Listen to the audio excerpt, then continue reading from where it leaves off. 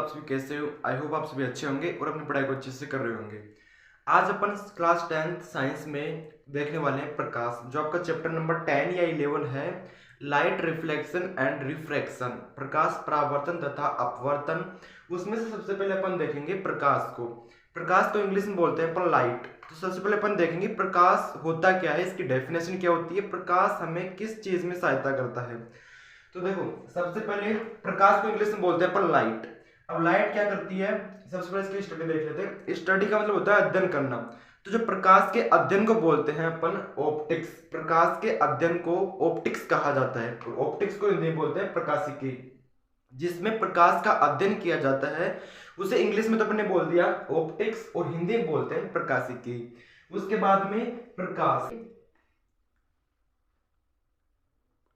प्रकाश ऊर्जा का वह रूप है। इसकी डेफिनेशन हो जाएगी कि प्रकाश ऊर्जा का वह रूप है जो हमें वस्तुओं को दिखाने में सहायता करता है। देखो, वस्तु को दिखाने में सहायता करता है। प्रकाश ऊर्जा का वह रूप है जो हमें वस्तुओं को दिखाने में सहायता करता है, उसे अपन प्रकाश कहते हैं।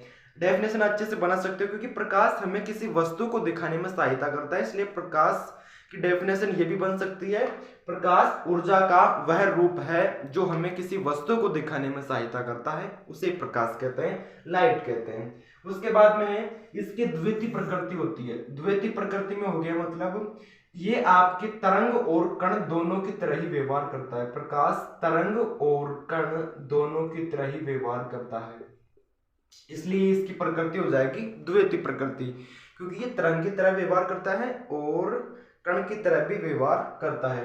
उसके बाद में है विद्युत चुंबकीय तरंगों का हिस्सा है। जो आपका प्रकाश है वो जो तरंगे होती है, विद्युत चुंबकीय तरंगे, उनका एक हिस्सा है। तरंगे आपकी तीन प्रकार की होती है, यांत्रिक तरंगे, विद्युत चुंबकीय तरंगे और एक होती है आपकी पदार्थ तरंगे।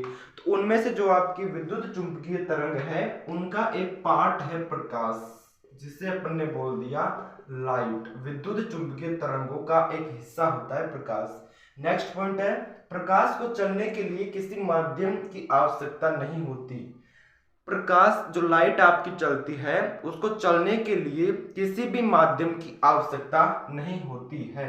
अब इसका मतलब क्या कह सकते हैं अपन कि ये निर्वात में भी गति कर सकता है। इसको किसी भी प्रकार के किसी भी माध्यम की जरूरत नहीं होती है चलने के लिए, किसी भी माध्यम की जरूरत नहीं होती है, आवश्यकता नहीं होती है, अर्थात ये निर्वात में भी गति कर सकता है। उसके बाद में प्रकाश की निर्वात में चाल, स्पीड, चाल को इंग्लिश में बोलते हैं अपन स्पीड।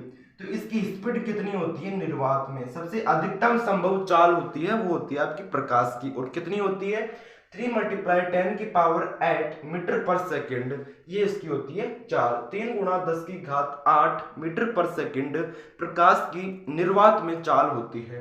अब इससे आप एक क्वेश्चन भी बन सकता है कि प्रकाश की चाल को सर्वप्रथम किस वैज्ञानिक ने ज्ञात किया और कब ज्ञात किया। तो इसका आंसर भी है, प्रकाश की चाल सर्वप्रथम एक वैज्ञानिक थे रोमर नाम के एक साइंटिस्ट थे। उन्होंने आपके प्रकाश की चाल, प्रकाश की निर्वात में चाल को ज्ञात किया था, और कब किया था, इन 1676, यानी कि 1676 मतलब 1676 ईस्वी में आपके जो रोमर नामक वैज्ञानिक है उन्होंने प्रकाश की निर्वात में चाल ज्ञात की।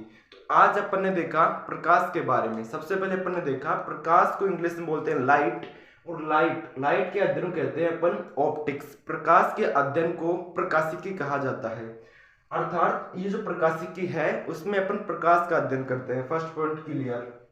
सेकंड पॉइंट है, प्रकाश वस्तु को दिखाने में सहायता करता है। ये इसकी डेफिनेशन बन सकती है, प्रकाश ऊर्जा का वह रूप है जो हमें किसी वस्तु को दिखाने में सहायता करता है, उसे प्रकाश कहते हैं। इसकी डेफिनेशन यानी कि परिभाषा भी बन सकती है।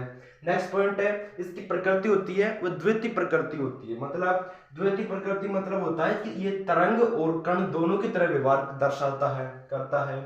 फिर थर्ड पॉइंट है, विद्युत चुंबकीय तरंगों का एक हिस्सा है। मैंने आपको बताया तरंगे तीन प्रकार की होती है, जिसमें से जो आपकी इलेक्ट्रोमैग्नेटिक वेव होती है उनका एक पार्ट होता है आपका लाइट। प्रकाश विद्युत चुंबकीय तरंगों का केवल एक हिस्सा होता है। उसके बाद में नेक्स्ट पॉइंट है, प्रकाश को चलने के लिए किसी भी माध्यम की आवश्यकता नहीं होती है। प्रकाश को चलने के लिए किसी भी माध्यम हो गया, जैसे रास्ता मान लीजिए, इसको किसी प्रकार के रास्ते की जरूरत नहीं होती, माध्यम की जरूरत नहीं होती है, आवश्यकता नहीं होती है। उसके बाद में नेक्स्ट पॉइंट है प्रकाश की निर्वात में चाल, यानी कि निर्वात भी चल सकता है और इसके निर्वात में चाल होती है 3 × 10⁸ मीटर पर सेकेंड। उसके बाद में प्रकाश की चाल सर्वप्रथम रोमर नामक वैज्ञानिक ने सन 1676 ईस्वी में ज्ञात किया। अब ये तो देख लिया अपन ने प्रकाश के बारे में, ये थोड़ा इंपॉर्टेंट है कि इसकी जो सर्वप्रथम चाल है निर्वात में चाल वो रोमर नामक वैज्ञानिक ने ज्ञात की थी। और कब ज्ञात की थी? तो 1676 ईस्वी में ज्ञात की थी। अब इसमें इस चैप्टर में अपन देखेंगे, एक तो देखेंगे रिफ्लेक्शन को यानी कि परावर्तन को, और एक देखेंगे अपन अपवर्तन को।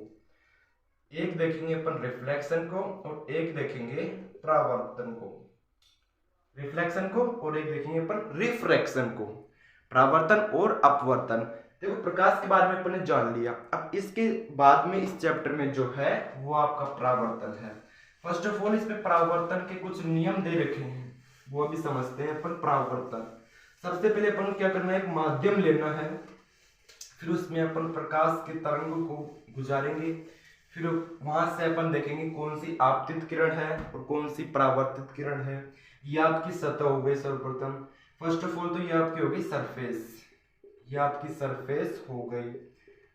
अब कोई किरण अगर इस सतह से अपन गुजारेंगे, कोई भी प्रकाश की किरण, मान लीजिए ये एक प्रकाश की किरण है जिसको अपन ने इस सतह से गुजारा, इस सतह पर गुजारा तो ये चिन्ह हो गया उसका, ये किरण इधर गति कर रही है, फिर यहां से परावर्तित होकर ये किरण इधर जाएगी। अब इसको तो अपन ने बोल दिया सरफेस, हिंदी में हो गया सतह, ये तो हो गई आपकी सतह। फिर उसके बाद में अपन ने एक किरण को गुजारा था इस सतह से, तो उस किरण को बोल देंगे अपन आपतित किरण, आपतित किरण। इस किरण को बोल दिया अपन ने आपतित किरण।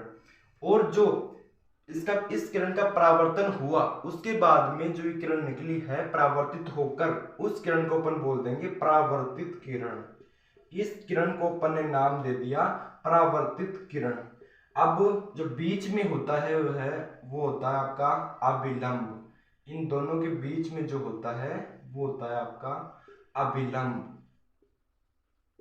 इन दोनों के बीच में जो होता है वो होता है आपका अभिलंब। अब बात करते हैं इनके बीच में जो कोण बनते हैं उन्हें क्या कहते हैं। तो अभिलंब तथा आपतित किरण के मध्य जो कोण बनता है उसे आपतन कोण कहते हैं। फिर परावर्तित किरण तथा अभिलंब के मध्य जो कोण बनता है उसे बोलते हैं अपन परावर्तन कोण। अभिलंब तथा परावर्तित किरण के मध्य जो कोण बनता है उसे बोलते हैं परावर्तन कोण। आपतित किरण तथा अभिलंब के मध्य जो कोण बनता है उसे बोलते हैं आपतित किरण। इसे दर्शाएंगे I से और इसे दर्शाएंगे अपन R से। आपतित किरण और अभिलंब और परावर्तित किरण, ये हो गया आपकी सतह। तो आज का मेन टॉपिक था अपना प्रकाश के बारे में अपन ने अच्छे से समझा, अच्छे से जाना। उसके बाद में अपन ने देखा कि जब कोई किरण किसी सतह से गुजरती है तो परावर्तित हो जाती है।